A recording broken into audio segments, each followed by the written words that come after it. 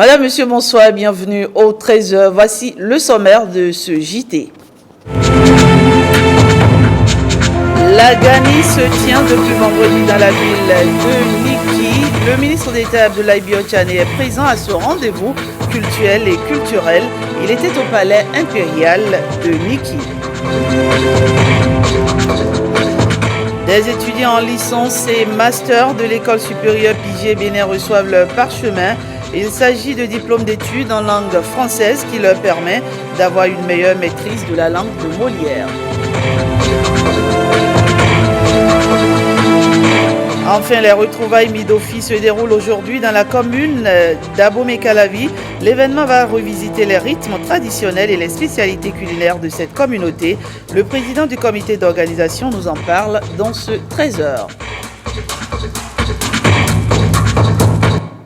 À nouveau, bienvenue dans ce 13h. L'actualité de ces dernières 48 heures, vous le savez, c'est la Gani qui se tient du 8 au 10 novembre à Niki. Le clou de l'événement, c'est le parcours rituel de l'empereur, un parcours d'une dizaine de kilomètres à cheval. Ce trajet, il faut dire, est marqué par plusieurs arrêts pour des fins culturelles, mais aussi pour des hommages. Michel Dakou et Aziz Alagbé ont suivi le parcours de la Gani 2019 à Niki. Images et sons.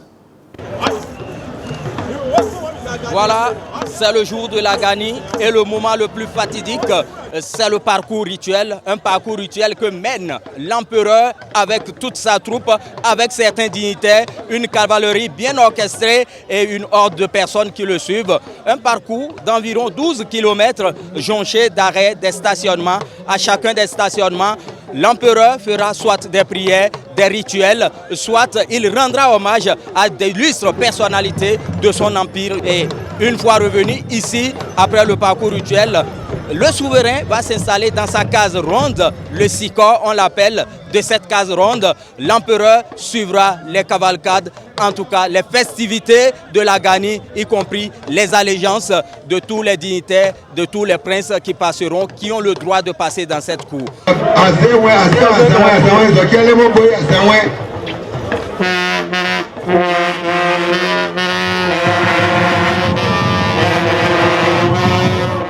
Point de départ du cortège impérial, la cour du palais. L'empereur sur son cheval, attributs et parures royaux au point, visite à la première station, les Manou ou des Mandou. C'est chez le chef du culte musulman à 2 km du palais royal.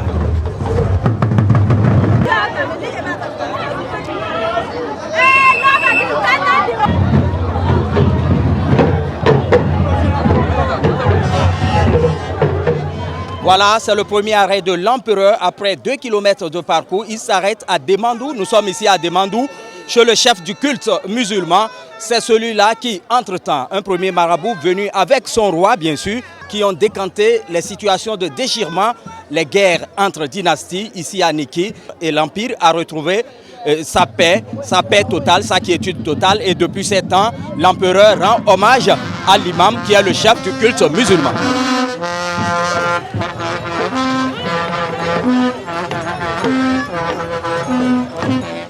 Deuxième arrêt, à 2 km 5 du palais, Toyankou Bakarou ou Teyankou Bakarou.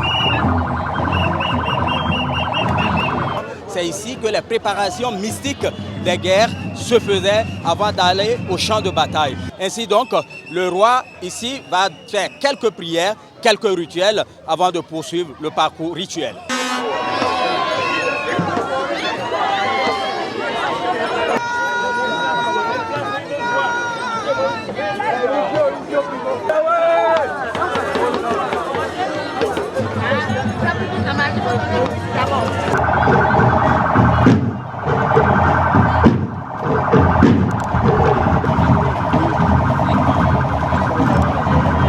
Nous sommes ici à Dakirou, cette place qui marque le 3e arrêt de l'empereur. Dakirou, c'est aussi une place chargée d'histoire, puisque ici, des personnes de l'histoire qui défendaient la cité empirique ont miraculeusement disparu sous terre.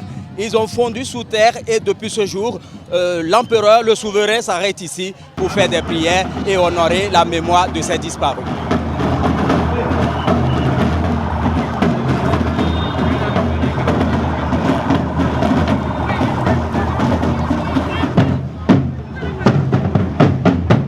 Après Dakiru, l'empereur et sa suite rejoignent Bantiaro, un demi-kilomètre un peu plus en avant.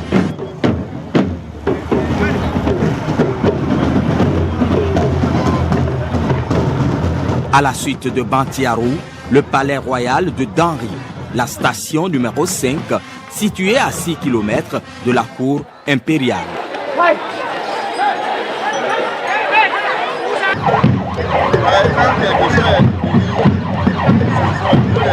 La station numéro 6, en plein cœur de la cour du palais, l'emplacement des tambours sacrés.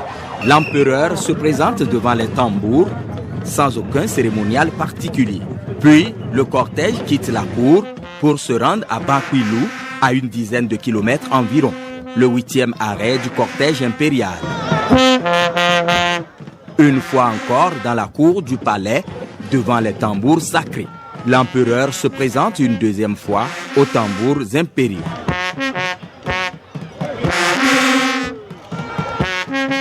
Neuvième et dernière station, toujours dans la cour du palais. Le Sinaboko descend de son cheval, rentre dans la case ronde, le Siko.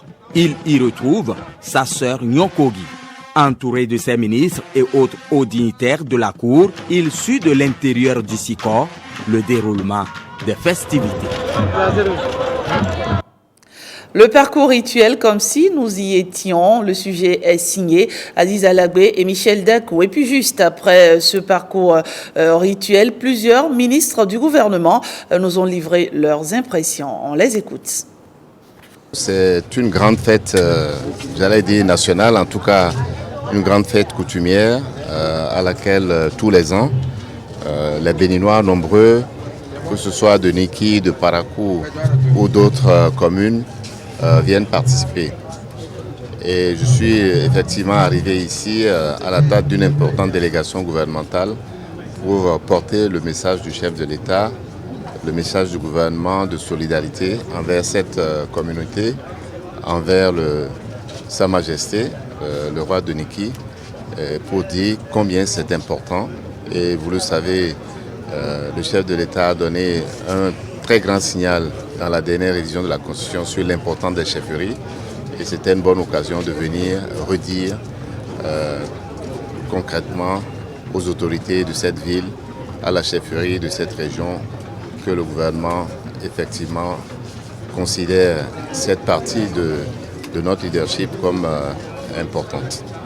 Ce sont des projets qui sont inscrits dans le programme d'action du gouvernement et qui suivent le cours normal des études, mais aussi de leur mise en œuvre. Je peux confirmer ici, comme je l'ai dit tout à l'heure à Sa Majesté, que dans le budget de l'année 2020, il y a une partie non importante déjà des ressources indispensables à la mise en œuvre de ce projet. Voilà, vous avez plutôt suivi le sujet sur la visite qu'a rendue le ministre d'État Abdoulaye Bio-Tchane voilà, à l'empereur de Niki. Et je l'annonçais donc juste après le parcours rituel, plusieurs ministres du gouvernement nous ont livré leurs impressions. On les écoute. Je participe à la Gani et c'est avec un réel émerveillement, beaucoup de joie et surtout une grande fierté parce que je me rends compte à quel point notre pays et la culture est immensément riche. Depuis hier, j'ai passé de merveilleux moments et je garderai, je pense, un très bon souvenir et j'espère que des années à venir, je pourrai toujours être présente pour participer aussi. C'est une très grande fête, un grand événement dans l'histoire de notre pays. Et vous voyez que c'est une belle fête, riche en couleurs, riche en cérémonies à la fois culturelles et culturelles. Près de la moitié du gouvernement est présent ici aujourd'hui. Et nous devons célébrer nos traditions pour les garder longtemps. Et c'est pour ça que les modifications récentes de la Constitution, notamment au niveau de la reconnaissance de la chefferie traditionnelle, est une bonne chose, qui est une parole tenue du chef de l'État. D'abord, je vais souhaiter une bonne célébration à tout le monde. Et effectivement, en tant que fille de Niki, je suis fière d'être ici avec mes collègues membres du gouvernement pour célébrer cette fête et répondre à l'invitation du Sinaboko, de l'empereur. La fête de la Gani est une fête qui rayonne au-delà de notre pays, au-delà de Niki et au-delà de notre pays. Et au fil des années, nous nous rendons compte que les besoins, non seulement en termes logistiques, en termes d'hébergement, évoluent. Le gouvernement prend des dispositions pour que l'ensemble de notre site touristique soit en fait valorisé, pour que nous puissions mettre en avant notre culture pour développer notre pays. Tout à l'heure, nous avons fait la remise de sites. Le ministre du Tourisme et de la Culture et le maire de la ville de Niki ont procédé à la remise de sites pour que la construction de l'arène puisse démarrer. Une longue vie, une santé de fer, afin que tout son empire, tout son royaume puisse également se porter bien. Parce que quand le roi se porte bien, il est en mesure de faire face donc aux sollicitations de sa population. Donc je peux que lui souhaiter bonne chance et bonne fête pour laquelle nous avons tous conviés ici. Et vous voyez, nous sommes 9 ministres du gouvernement, ce qui est rare. En dehors du conseil des ministres, c'est très rare qu'un événement puisse réunir autant de ministres. Cela veut dire que nous avons à cœur de valoriser notre tradition. Vous savez que c'est l'État, à l'époque où j'étais ministre, qui a construit ces arènes ici et qui a fait des travaux du palais.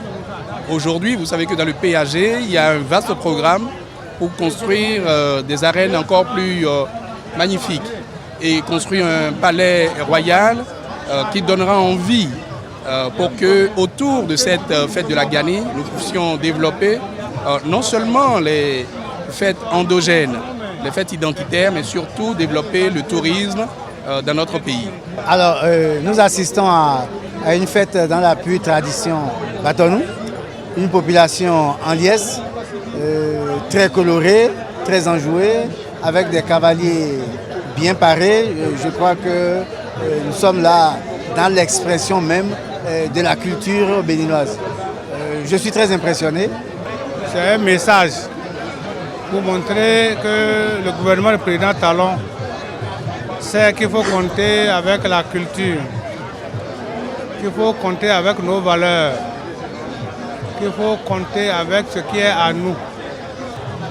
Dans ce cadre, et pour être dans la logique de ce que je viens de dire, à partir de l'année prochaine, on va ériger un nouveau palais sur financement du budget national. Un palais tel qu'on n'a jamais connu ici. Une preuve de plus que le gouvernement du président veut donner de la valeur, de l'expression à ce qui est de notre patrimoine national. Voilà, la Gani prend fin. Aujourd'hui, on va dire donc bonne fête aux communautés Baton-Bobo et assimilées. Et puis, vous le savez, jeudi dernier, le président Patrice Talon était l'invité de nos confrères de la presse internationale, Radio France Inter et France 24. Des Béninois rencontrés à Cotonou se sont prononcés sur cet entretien. On les écoute. Moi, je voudrais remercier le chef de l'État. Il a choisi une chaîne internationale. C'est sûr, ce n'est pas anodin. Il a voulu passer un message. J'ai suivi son interview.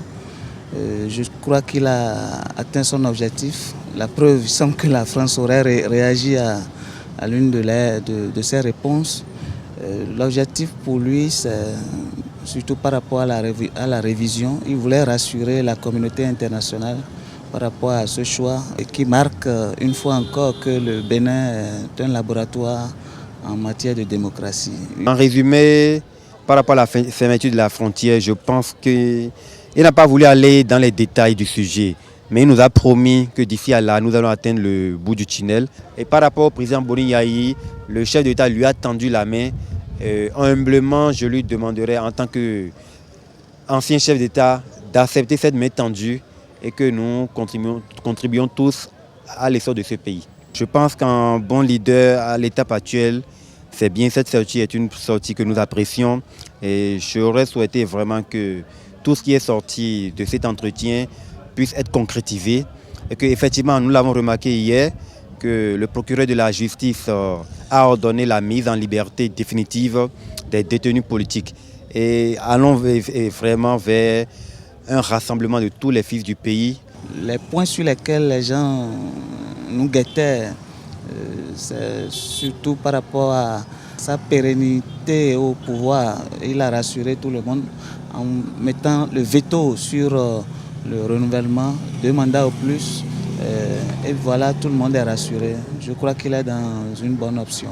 Les Béninois, en particulier les Africains de l'Ouest, de l'Afrique de l'Ouest, attendent beaucoup des déclarations des chefs d'État qui ne se prononcent presque pas sur l'avenir du franc CFA. Donc je trouve quand même que c'est assez audacieux pour le chef de l'État de s'être prononcé sur ces aspects-là, particulièrement la question du franc CFA.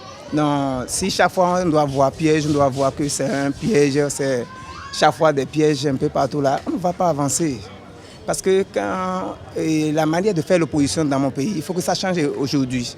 Sinon, ça ne peut pas aller, le pays ça ne peut pas avancer. Il faut que ça change à partir d'aujourd'hui. Quand la personne vous tend la main, venez. Il y a un adage dans mon pays qui dit qu'est-ce que ça veut dire? C'est quand quelqu'un t'appelle pour que vous puissiez discuter, viens d'abord. C'est peut-être dans les échanges, quand ça ne va pas, tu poses tes jalons, tu poses tes vérités. Par rapport à la question des frontières, mon souhait quand même que ça soit dénoué parce que ce n'est pas seulement les Béninois qui en souffrent, les Nigériens et les Béninois du Nigeria aussi en souffrent. Donc si je sais que c'est un négociateur né qui réussit quand même à décrocher beaucoup de bonnes choses pour le Bénin, et qu'il essaye quand même de continuer pour que les Béninois puissent dire notre président a de la valeur. Notre président est un homme qui a du cran, qui a de l'audace et qui arrive à décrocher les bonnes décisions. C'est ça ce que nous attendons de nos autorités.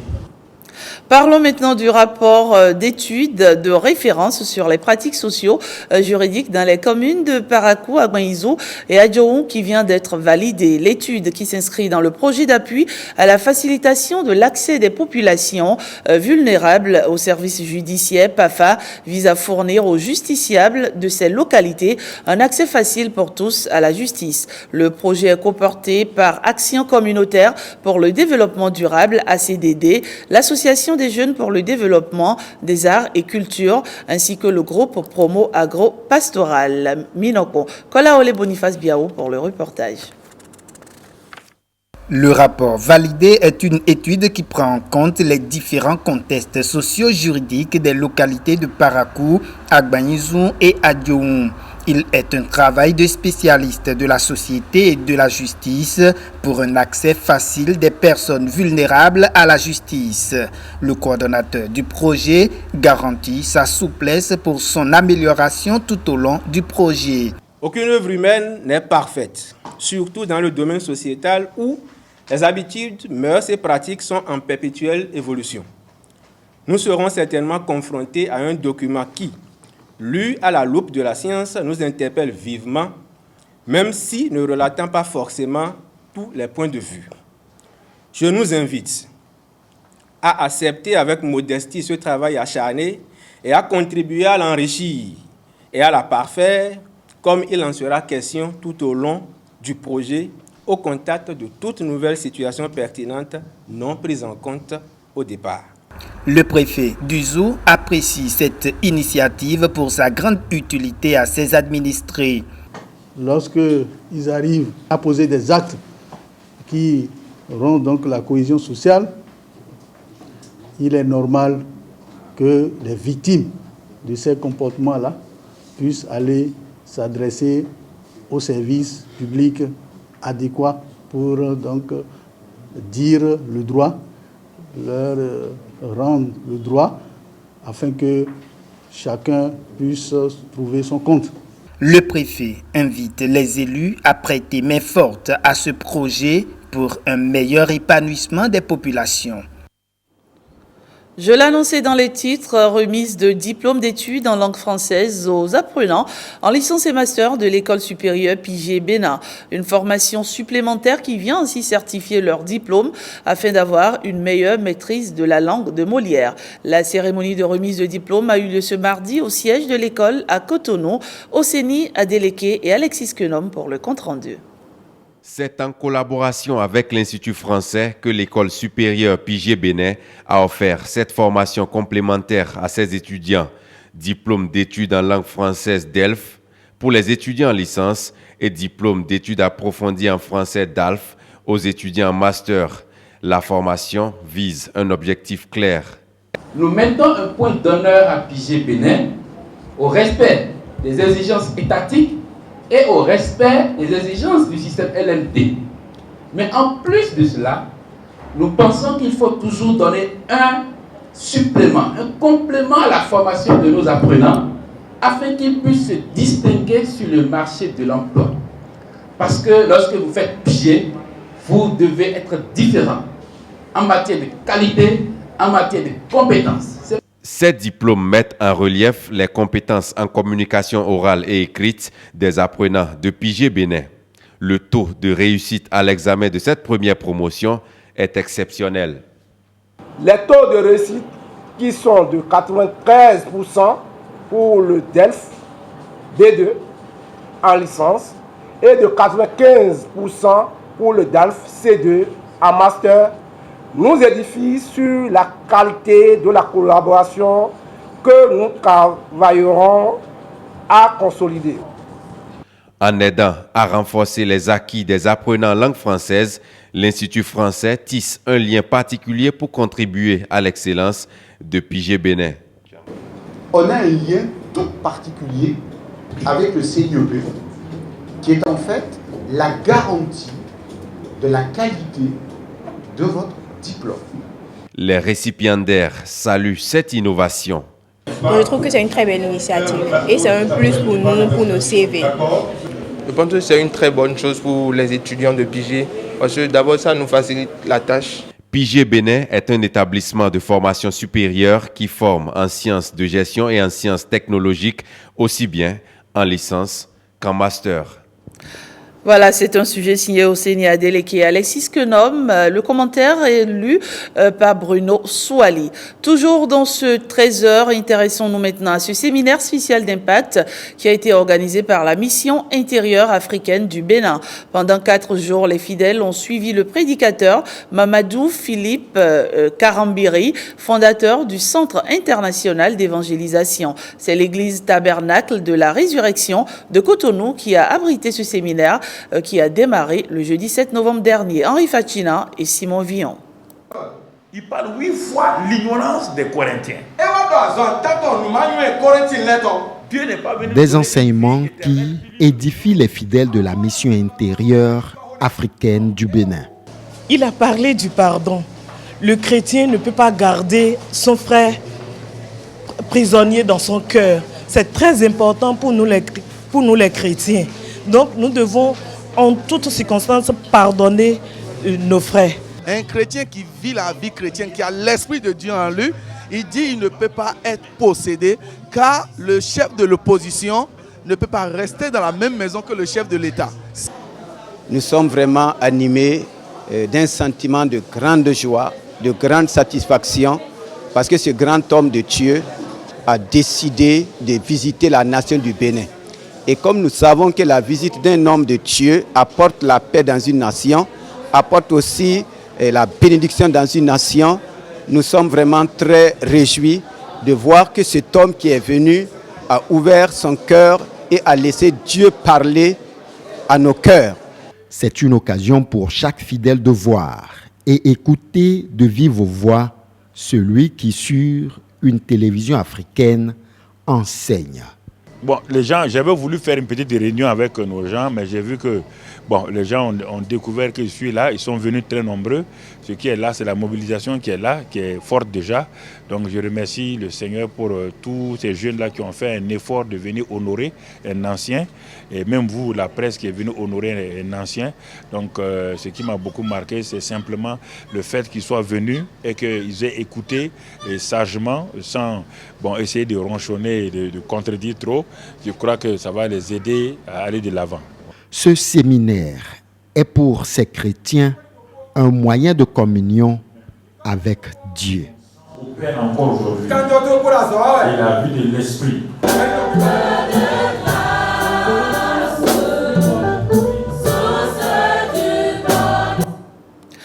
À présent, la deuxième édition des retrouvailles Midofi. L'événement se tient aujourd'hui dimanche 10 novembre dans la commune d'Abomey-Calavi. Les rythmes traditionnels et les spécialités culinaires de la communauté seront revisités au détour d'un moment de partage et de fraternité. Le président du comité d'organisation s'exprime ici. Il est au micro de Renaud Akapo et Igor Ayoso. Le dimanche prochain, nous organisons dans la commune d'Abomey-Calavi la deuxième édition des retrouvailles du réseau Midofi. Le réseau Midofi, c'est un réseau qui a vu le jour l'année dernière. Le constat, c'est que tous ceux qui relèvent de la communauté à Fond-Aoku, qui résident dans la commune d'Abomey-Calavi, nous sommes nombreux, mais on ne se connaît pas. On se dépasse tous les jours et on s'est dit que si on s'entend, on se connaît, on peut faire de grandes choses. L'idée est partie de là. Parmi les activités phares que le réseau organise, il y a les retrouvailles. Nous profitons pour faire découvrir les rythmes traditionnels tels que à Konron, Zenli, à Boutchebou, Lomba, Sator, etc. Qui sont des rythmes qui représentent l'identité de la communauté à Fond-Aoku. Mais l'événement de cette année, sa particularité, c'est que ça va se dérouler en deux phases. Dans la matinée, il y aura le volet intellectuel où il y aura une communication. Il s'agit en réalité de débattre d'un thème qui concerne les infrastructures prévues et réalisées au PAG dans la commune d'Abomey-Calavi. Nous allons communiquer sur ça. Ce sera notre manière au niveau du réseau Midofi de contribuer à l'évolution du milieu dans lequel nous vivons. Et nous invitons tous les élus locaux, tous les conseillers communaux, les amis, les sympathisants, les adhérents du réseau Midofi à être présents sur les lieux. Il s'agit de la cour arrière des bureaux de la mairie d'Abomey-Calavi le dimanche 10 novembre 2019 à partir de 11h pour suivre la communication des deux professeurs. Après cette communication, il y aura le volet culturel et artistique où il y aura les louanges de panégyrique crânique, il y aura les rythmes traditionnels de chez nous et ensuite il y aura la dégustation des mets dont nous perdons souvent. Nous avons commencé à perdre l'habitude. Je voudrais inviter tous nos frères à Fond-Aoku qui résident dans la commune d'Abomey-Calavi de sortir massivement pour venir vivre ces événements historiques que nous prenons désormais l'habitude de le faire chaque année. Voilà, c'est fini pour ce 13h. Je vous remercie de m'avoir suivi.